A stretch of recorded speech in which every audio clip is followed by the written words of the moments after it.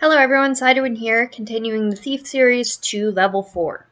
So today I'm going to be just talking about the feats, because the other features are just the base of what the rogue gets at every level, that being a skill feat, a skill increase, more hit points, and general just base increases that every class gets. Alright, so feat 1, Battle Assessment. This is a one-a-day ability that allows you to essentially roll recall knowledge using perception. Usually you have to use a knowledge skill, such as Arcana or Nature or anything like that, or a very specific lore skill. This feat lets you use Perception, which is a base increase skill that is likely higher than those skills unless you've been investing in them. And you roll versus their Deception or Stealth DC, whichever one's higher. And a lot of monsters do not have very good Deception or Stealth DCs because they're not supposed to be out-of-combat critters, making this feat potentially very valuable. So if you're not invested in Recall Knowledge, this feat can be a good option, unless another feat fits your build better. It's kind of one of those that you'll pick up if you don't have a better option.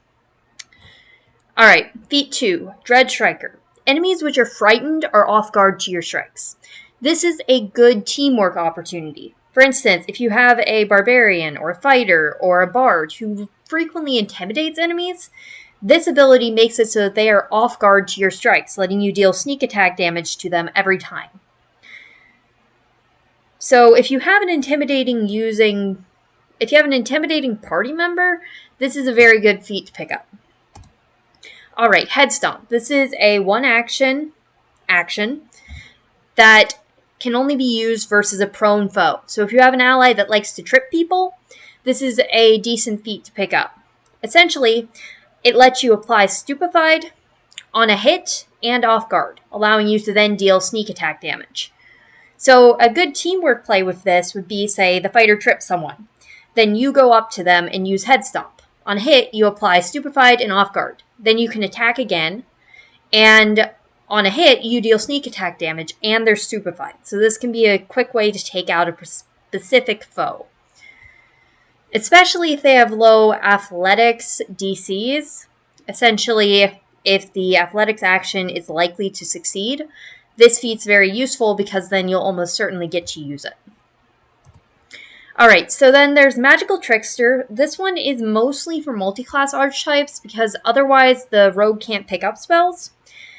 But it can be a decent one to add if you add the rogue archetype to, say, a Magus. Essentially, it lets you apply sneak attack damage on a hit when you're using a spellcasting attack roll against a flat-footed foe. Essentially, it's just extending the applicability. I do not recommend this for straight rogues, because it is meant for that very specific build. Alright, so then there's Mug. This is a 2-action ability, and it's somewhat situational. Essentially, it lets you make a melee strike against an adjacent foe, and then rob them in combat. Usually you can't rob somebody in combat. This feat kind of lets you get around that, but in most circumstances, you aren't trying to rob people in combat. Let's be blunt here, a lot of rogues are probably just going to loot the corpse. But if you need to grab something out of a boss's hands in the middle of a fight, it can be useful. For instance, you could use it against a spellcaster's spell focus. Or you could use it versus a magic item. Depending on what it is. But it's situational. So not a general use feat. Alright, so Poison Weapon. This feat's a little more complicated than some of the other options. Essentially, it lets you use one action to apply a contact poison to a weapon. Contact poisons are kind of an alchemical item that there's a lot of different ones. But this feat also lets you prepare your own poisons that function as simple injury potions, dealing 1d4 damage on a hit. Those potions can only be used by you and they expire at next preparation. This is, again, a situational feat.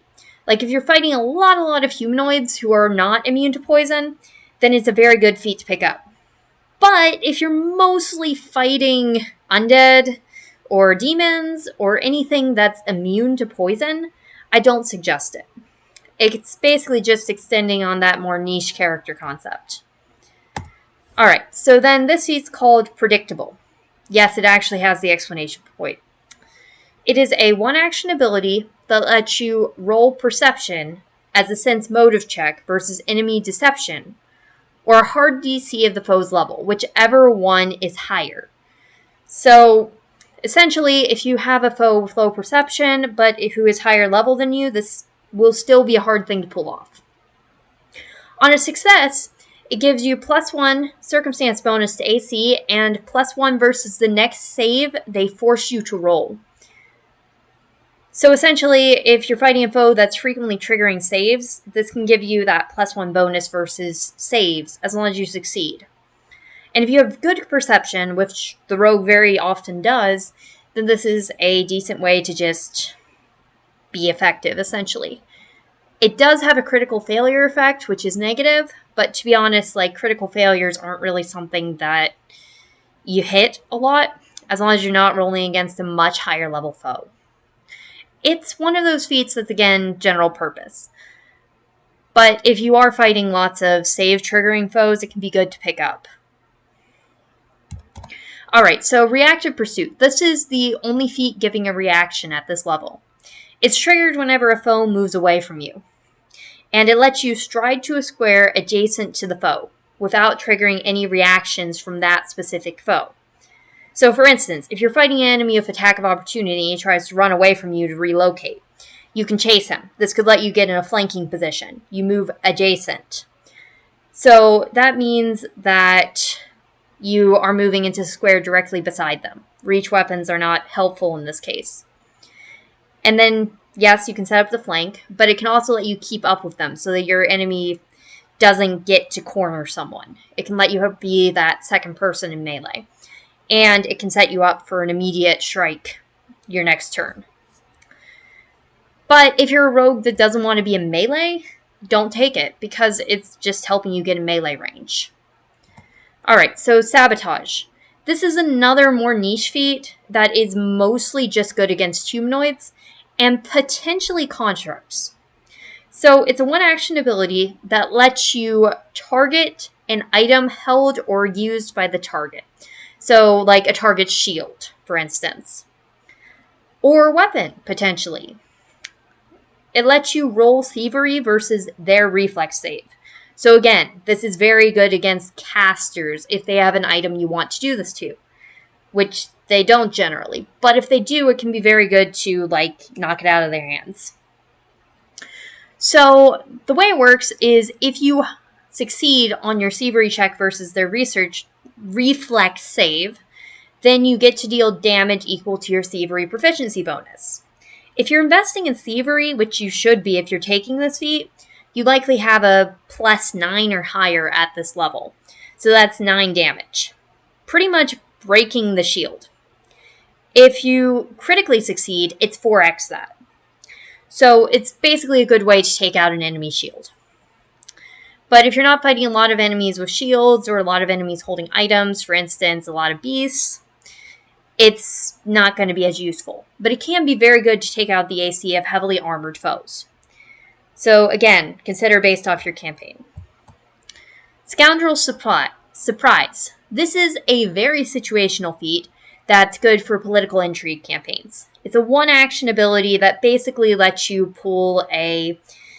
Like, if you watch spy movies, you know those masks they have on sometimes that make them look like another person?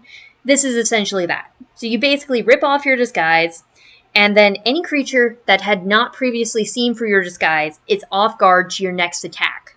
As long as that attack is before the end of your next turn. The end of your current turn. Yeah, end of current turn. So essentially, you just rip off the mask and attack someone. It's good for essentially jumping straight into combat. So if you rolled Deception to Initiative, got a high roll, you can immediately rip off your mask and potentially kill someone if they are low hit point. I, again, would suggest using it for spellcasters or specific guys you really want to take out. But it's also not very useful if you can't use a disguise. So again, beasts. Not very good. Alright, so then this feat is more general use. It's called Scout's Warning, and it's a free action. Essentially, it allows you, whenever you roll Perception or Survival for initiative, which Perception is the default, so unless you're generally rolling Deception or Stealth, which rogues frequently can, then if you pick up this feat, it lets you shout out to your allies or wave your hand or something and give them +1 circumstance bonus to their initiative. It has the auditory or visual trait depending on what action you do, but that doesn't come into effect unless there's silence involved. So it's basically just a general +1 to initiative, which is a good general feat again. And it helps all your allies. So if you have allies that particularly want high initiative so that they can get in a first strike, this is a good feat to pick up. It's very much a teamwork feat. The harder they fall. This improves your trip. I wouldn't recommend this for a thief, because if you're taking this feat, you most likely want to be a ruffian racket, like someone focused on athletics. But I'll mention it here. Essentially, it lets you trip an off-guard foe and deal extra damage. So again, it's just improving the one action. If you're taking that action a lot, it is useful, but it is still a little niche. Alright, so this one is Twin Distraction. It's one of the ones in here that has a prerequisite, which is Twin Feint. Essentially, you have to be a dual-wielding rogue and have previously taken that other feat. And it improves the other feat. It allows you, when you succeed with Twin Feint, to apply Stupefied 1. This is a good trait to apply versus an enemy. And it lasts until the end of your next turn if both of your strikes succeed. If only one of your strikes succeeds, then you don't get to apply this. But so long as both do, then you get to apply Stupefied. And I'm checking myself quick here because, there is no trait on it. So it's, again, general purpose. It works. There's no incapacitation. It's not weaker versus certain foes, etc. And now I'm going to finish up here with the uncommon and rare feats. Both of these are likely to be restricted by GMs because they're very specific to certain campaigns or certain organizations or, So the first one is called Devrin's Dazzling Diversion. It comes from a Firebrand's Pathfinder universe organization. Your GM might let you take it in another world, but if you're in Galaron, it assumes that you have to be trusted by the Firebrands, essentially freedom fighters. So what it does is whenever you succeed on a feint, your foe is dazzled until the end of your turn. So dazzled is kind of just, again, it's a negative condition. And then on a crit, it's dazzled until the start of your next turn. So it can essentially let you hit someone better. Dazzled can be removed with one action taken by the foe, but they might not necessarily want to do that, so it can still be useful. The second one is called Masquerade of Season Stance. It's a stance, meaning you have to use one action to get into it, and then it lasts a bit. It requires you to be trained in performance. And it lets you gain resistance 5 to effects with a certain trait. The choices are water, fire, negative, or cold energy. So this can mean a lot of different things. Like, for instance, spells can fall under this. Attacks might, But it is a rare trait, meaning that most GMs won't allow it by default in Galaron, because it's also associated with, some Fey court thing. I'm not 100% sure. Alright, so that is all for today. If you have any questions or comments on this, feel free to ask. I will be happy to answer them. Thank you for watching.